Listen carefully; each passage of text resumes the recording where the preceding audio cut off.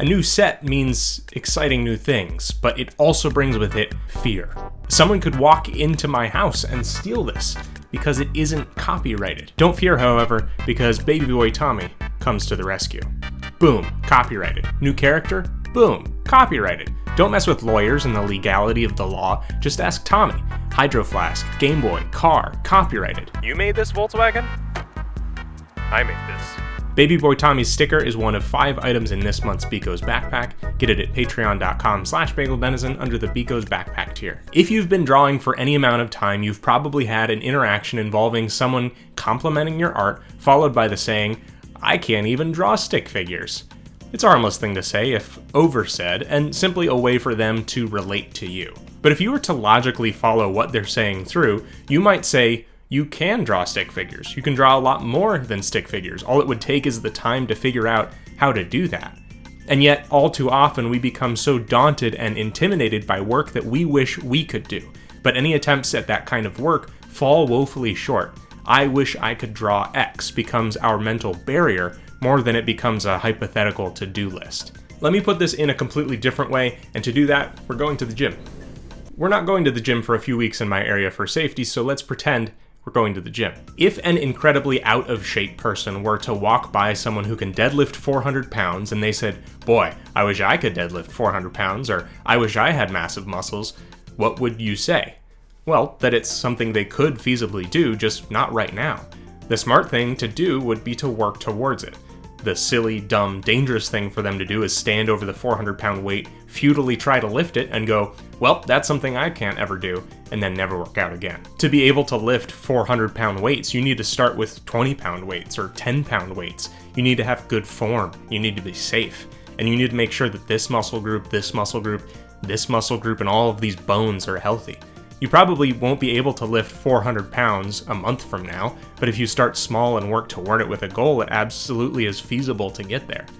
Now, to give up or not believe that you can draw as well as you'd like without first working towards it would be as silly as that out-of-shape person standing next to the clearly muscle-bound person and saying, "Haha, I can barely lift the lid," when it should be very clear why the muscle-bound person is capable of lifting that much. "I can barely look like a stick figure." That one's probably too much of a reach. So I think it's really important to look at the way that you measure progress, what counts as progress, and what to remember when you start getting frustrated that you aren't progressing fast enough. You might hope that progress resembles a smooth upward incline, that every time that you go to the gym, as it were, you add another 5 pounds to your weights, that every time you draw, your work is going to be exactly 10 Instagram likes better than the last. That's how you measure art's worth, by the way, in social currency. It's not. Instead, of course, progress is a meandering, plateauing, and oftentimes stagnant thing. Early on, you may have several bursts of progress as you begin to understand new art concepts. The difference is as much as someone who never exercises suddenly having a routine of exercising, of course they're going to start feeling a lot healthier very quickly because of that stark difference between not exercising and exercising. However, you may go through a lot of periods where you don't feel like you're getting better. The great thing about that is usually when you start getting really dissatisfied with how you're progressing, it's typically followed by a big increase in skill as long as you do something about that dissatisfaction. By the way, good progress has frustration built into it, something I talked about back in my How to Be a Craftsman video. That's a nice one, it's outside. Imagine someone who continues to use 10-pound weights for years, despite it becoming very easy for them to use them rather quickly. If you keep drawing the same things over and over the same way, without ever modifying, questioning, or leaving your comfort zone, no amount of 10,000 hours or daily practice is going to matter. Building muscle is about tearing apart the muscle fibers so that they come back together better equipped to deal with more strain. Adding to your visual library, pushing new concepts, running drills in perspective and anatomy, doing studies of other artists will likely come with pain, but no pain, no 10 more likes on Instagram. Also, if you come up against something that is surprisingly harder than you thought it was, it could be something that uses a different muscle group, as it were, to the one that you've been training. Mentally, you might be going, "Yeah, I can do art." Like someone saying, "Yeah, I just set the machine to 120 pounds.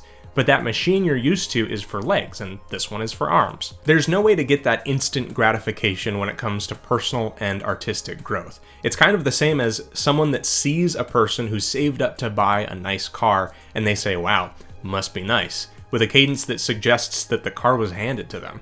It's a fallacy that people seem to have where they underestimate what it took for someone to acquire something. Big muscles were not handed to the person who works out 3 times a week. Art skills aren't just talent that someone was born with. They aren't going to be immediate, and when you start getting worried that you aren't progressing fast enough, do something about it, but retain patience. It probably means that better art is just around the corner. And please, wipe down the equipment when you're done. It's just human decency, come on. I'd like to quickly say thank you to everyone that supported my cast design series over the last few weeks. I'm so glad that those characters resonated with the people that did watch them. Thanks for sticking with me through the process. I would love to be able to do more of that in the future if you'll let me. Biko's Backpack is all new every month and the best way to keep the forge burning over on patreon.com/bageldenizen. Keep up with me on Instagram, Twitter, and Twitch at bageldenizen, and do all of the likes, notification bell, comments on the video, since that's still the way that YouTube measures a healthy channel, even a very tiny niche one like ours. Thank you for watching, and have fun creating.